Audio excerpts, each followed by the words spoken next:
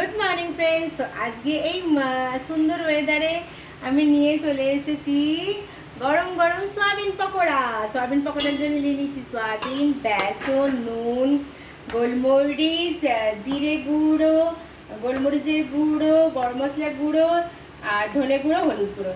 তো প্রথমে আমি এটা 10 থেকে 15 মিনিট ম্যারিনেট করে রাখবো। তো আমি 1 কাপ বেসন নিয়ে নিচ্ছি, এখানে বেসন দিয়ে দিচ্ছি।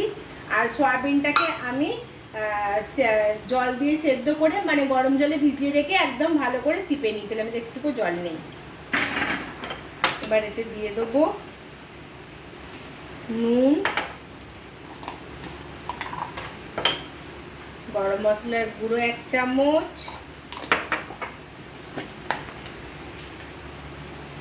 জিরে গুঁড়ো 1 চামচ। বা ঝালটা আপনাদের মতন আপনারা দেবেন। আমি এখানে দিচ্ছি গোলমরিচ 8 চামচ,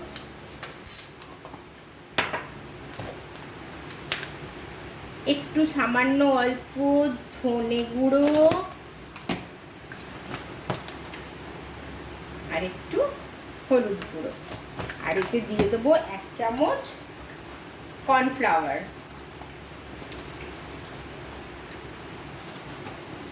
1 থেকে 2 চামচ। এটা ছোট চামচ বলে 2 চামচ দেব। এটা হলো 2 চামচ। এবার এটা আমি ভালো করে গুলে নিয়ে ম্যারিনেট করে রেখে দেবো।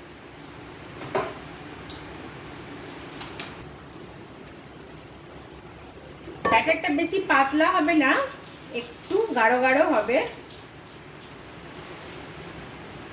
অল্প অল্প করে জল দিয়ে দিয়ে ব্যাটারটাকে গুলতে হবে।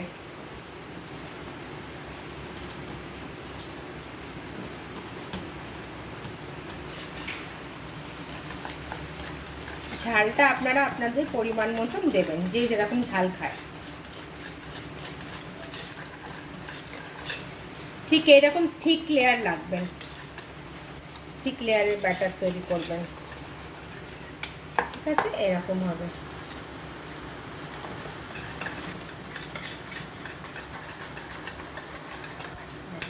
ঠিক আছে, এবার এতে আমি সয়াবিনগুলো দিয়ে দেব।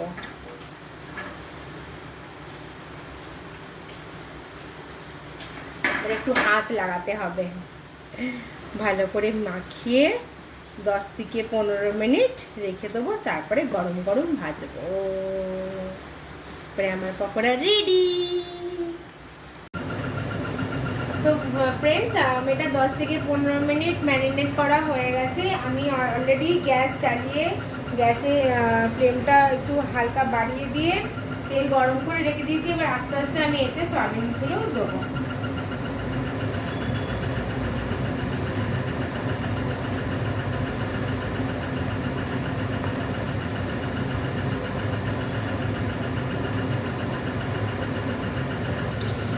আমি এতে দিয়ে দিয়েছি, সবটা দিইনি, হাফ দিয়েছি। তো এবার আঁচটাকে একটু মিডিয়াম রাখবেন, দেখবেন আস্তে আস্তে যেন এটা ভাজা হয়ে যায় ভেতরে। তারপরে এবার আস্তে আস্তে আমি নাড়িয়ে দেবো। তো 1 পিঠ হয়েই গেছে, দেখতে পাচ্ছ তোমরা। এবার এটা আমি হালকা করে উল্টে দেব, হালকা ব্রাউন হবে, তারপরে আমি নামিয়ে নেব। ততক্ষণ এটা ভাজা ভাজা হোক, ততক্ষণ আমি চা বানিয়ে নেব। আজকে এত সুন্দর একটা ওয়েদার, তো আমি চায়ের জন্য নিয়ে নিয়েছি হাফ গ্লাস দুধ। গ্যাসটা জ্বালাই ছিল, হাফ গ্লাস দুধ দিয়ে দেবো আর 1 কাপ জল। তখন এটা গরম হবে।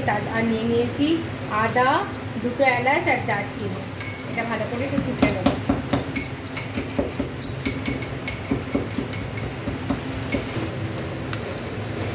বাড়িতে আমি দিয়ে দেবো চা পাতা 1 চামচ আর একটুখানি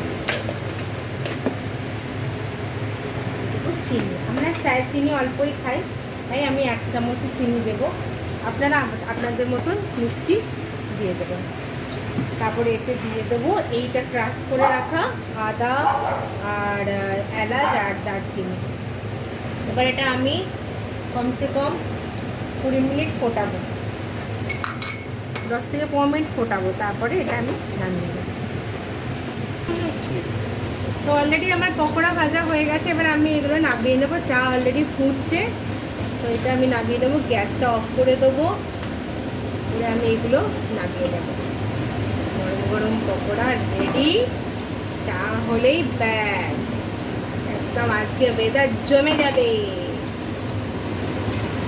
জমে ক্ষীর হয়ে যাবে। তো আপনারা এরকম বানিয়ে খান, যাদের এই বৃষ্টির ওয়েদারে একদম ওয়েদার খুব জমে যাবে, আপনারাও বানান। চাটা ফুটছে ততক্ষণ রেডি, বাকি পকোড়াগুলো আমি পরে ভাজবো।